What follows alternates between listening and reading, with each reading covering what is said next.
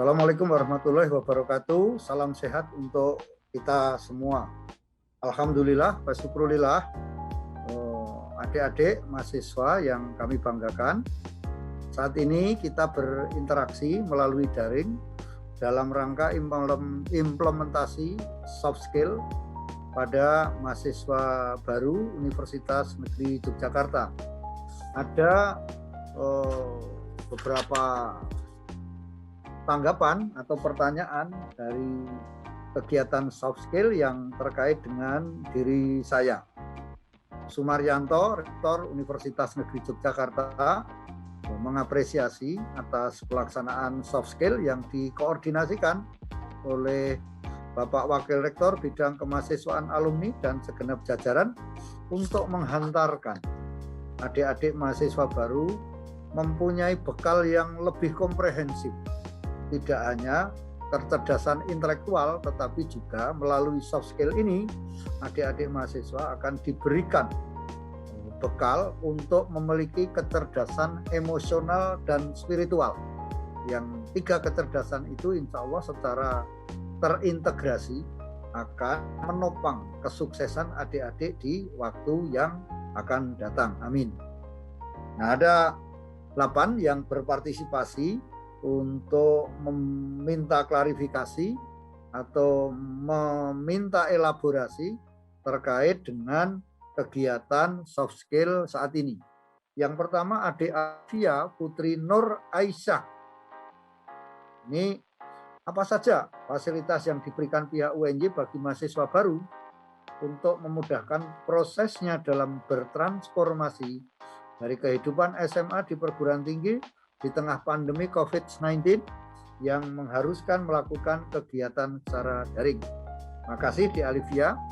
Nah, UNY dalam situasi pandemi ini tetap all out memberikan layanan, utamanya karena ini kegiatan beriringan dengan situasi pandemi, maka fasilitas yang kami utamakan adalah fasilitas jaringan internet untuk pelaksanaan daring, baik bagi dosen, tendik, mahasiswa maupun lembaga.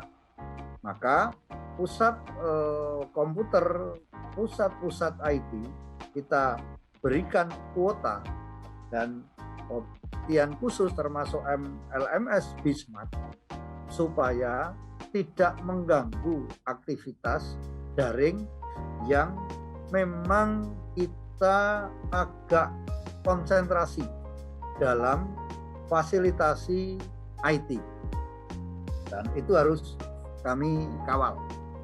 Yang kedua, ini D. Rido Setia Saputra.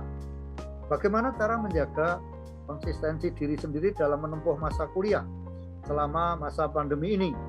Pasalnya, masih kuliah menggunakan COVID, pelajaran berpindah menjadi serba online.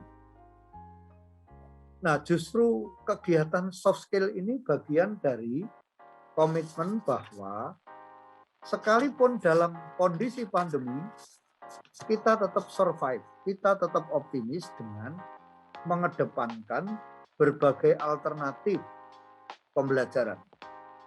Karena pembelajaran itu sebetulnya tidak terikat dimensi waktu dan ruang. Nah, dalam situasi pandemi ini malah kita tertantang untuk meng-create model-model pembelajaran yang tidak harus secara luring, tapi secara daring. Bahkan soft skill hari ini pun kita lakukan dengan daring tanpa mengurangi esensi kegiatan soft skill untuk memberikan bekal kecerdasan emosional, spiritual pada adik-adik mahasiswa. Yang ketiga, Mas Bayu Aji Setyo Wibowo. Bagaimana cara pembangunan habit atau kebiasaan agar dapat menuju tujuan mahasiswa yang berkarakter? Insya Allah, salah satunya memberikan lingkungan yang kondusif, yang edukatif. Pilihlah public figure.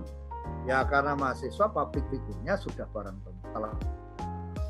Dosen yang berkualitas itu memiliki integritas pada 3 ranah. penalaran atau kognitif, afektif, psikomotorik. Ya, itu ketiga hal itu harus dipunyai secara terintegrasi. Kebetulan saya berbackground olahraga. Ya, penalaran, dosen harus mempunyai kualifikasi akademik yang tinggi, jenjang pendidikan yang tinggi, doktor, kemudian bisa berjabatan akademik yang tinggi, profesor, tapi juga harus punya psikomotorik, punya skill. Ya, kalau di orang olahraga itu ya koleksi medali trofi dan medalinya harus lumayan banyak. Karena itu bukti kita punya pengalaman empirik di lapangan. Begitupun yang ketiga, sifat afektif. Sikap, value, tindakan, ucapannya harus berbudi mulia. Yang keempat, D. Salsabila Nur Aisyah.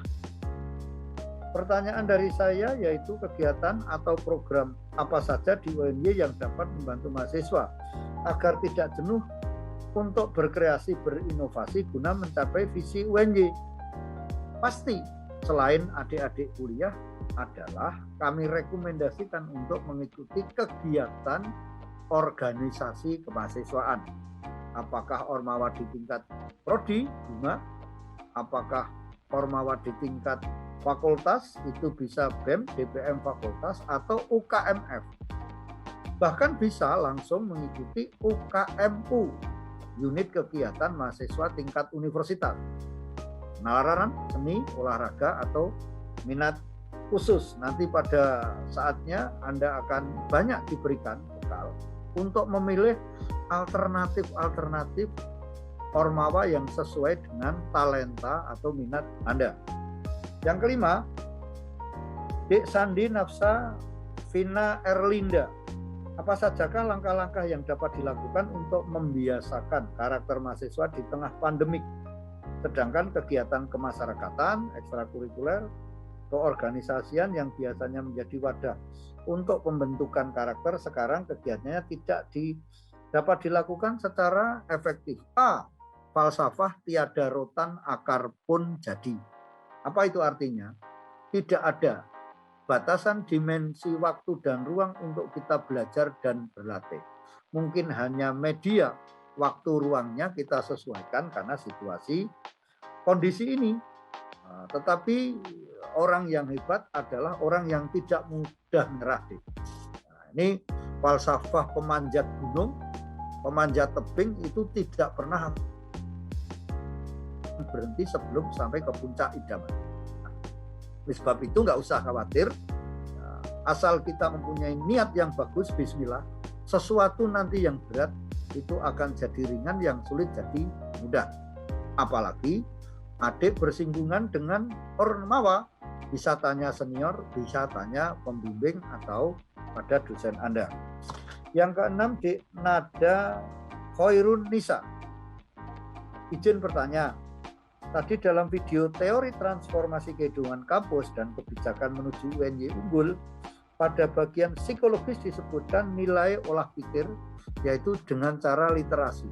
Nah, bagaimana cara UNY agar mahasiswanya memiliki jiwa literasi yang tinggi? Pelatihan soft skill ini memberikan ruang dan peluang adik-adik untuk akseleratif di dunia kampus, ya, yang berbeda dengan dunia sekolah menengah beberapa waktu yang lalu. Ciri seorang akademisi adalah salah satunya harus bisa intensif untuk membaca. Ya, membaca, mengamati, meneliti dari yang sederhana ke yang kompleks, dari yang mudah, dari yang sulit, dari yang ringan ke yang berat. Kebiasaan kita untuk membaca, mengamati, menganalisa fenomena di lingkungan kita, ini akan menambah wawasan secara makro terhadap dunia kehidupan yang nyata. Nah, itu yang terkait dengan Dek Nada. Berikutnya yang ketujuh, Dek Normalita Widyaningsih. Pertanyaan saya di sini yaitu bagaimana cara untuk konsisten membagi waktu yang efektif di masa pandemi. untuk tetap aktif berorganisasi, tetap mengerjakan tugas perkuliahan dengan tuntas dan tepat pada waktunya. Urutkan skala prioritas. Setiap saat Anda harus mengurutkan.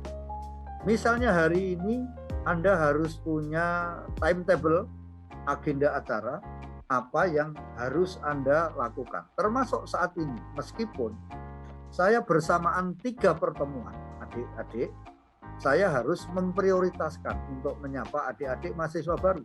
Nah, yang lain saya harus menugaskan pada teman atau pimpinan lain tanpa mengurangi rasa hormat supaya kegiatan itu berjalan. Nah, skala prioritas merupakan bagian yang tidak boleh dilupakan. Kalau adik-adik jadi mahasiswa, prioritasnya adalah belajar, berlatih, belajar. Nah, bukan bekerja. Nah, bekerja itu hanya second opinion kalau ada masih waktu luang. Apakah bekerja itu bisa student employment, karya mahasiswa, atau dalam bentuk lain. Yang terakhir, Dek Yanu Risa Fitriani. Usaha apa saja yang dilakukan oleh UNJ untuk mencapai targetnya, yaitu menjadi Universitas Pendidikan kelas dunia pada tahun 2025. Sang juara Dek Yanuarisa lahir karena talenta pembinaan talenta. Insya Allah adik-adik ini masuk UNJ sangat sulit karena mengalahkan kompetitor Anda yang tidak sedikit. Beberapa prodi dalam segi masuk UNJ itu bisa 1 banding di atas 80 orang. Apa artinya? Adik-adik ini mempunyai talenta yang hebat. Maka supaya jadi winner, jadi champion, dosen, tendik, para senior atau lembaga berkewajiban untuk membina. Sehingga pada saatnya nanti prestasi itu akan naik secara signifikan. Nah, karena adik-adik punya talenta, tinggal kami, talenta yang bagus itu harus kita bina, kita bimbing. Nah, kalau dulu misalnya olahraga, atlet kabupaten setelah kuliah harus minimal jadi atlet provinsi. Kalau mau ke WCU, World Class University, maka mahasiswa kami dorong minimal harus berani tanding, berani berkompetisi di level regional maupun internasional. Nah, kalau mau berani bertanding regional internasional, maka minimal kalau meminjam istilah olahraga harus atlet nasional atau timnas. Nah, bismillah, kita akan mewujudkan untuk menuju WCU. Maka para mahasiswa kita arahkan harus mulai sejak awal berani untuk berkompetisi tidak hanya di level nasional, tetapi juga di level regional bahkan internasional. Sarana prasarana, metode kita harus menggunakan yang bertaraf internasional. Supaya kalau kita bertanding sudah terbiasa karena latihannya di fasilitas yang bertaraf internasional. Begitupun para dosen, para tendik yang akan mendampingi adik-adik mahasiswa harus kita bekali punya pengalaman empiris ya, di level internasional. Karena tidak mungkin kita dosen tidak mempunyai wawasan yang hebat, kok akan bisa memberikan wawasan yang hebat kepada mahasiswa. Satu ketauladanan lebih hebat dari 1000 nasihat. Karena itu tidak hanya mahasiswa, para dosen, para tendik harus berorientasi untuk selalu berprestasi supaya itu juga diikuti oleh para mahasiswa. Demikian yang bisa kami sampaikan. Saya sangat mengapresiasi. Mohon tetap jaga kondisi, jaga prokes. Insya Allah kita tetap survive dan kita tetap meneguhkan sikap tradisi berprestasi tiada henti, terutama bagi adik-adik mahasiswa wabil khusus mahasiswa baru UNJ 2021. Sekian, mohon maaf. Assalamualaikum warahmatullahi wabarakatuh.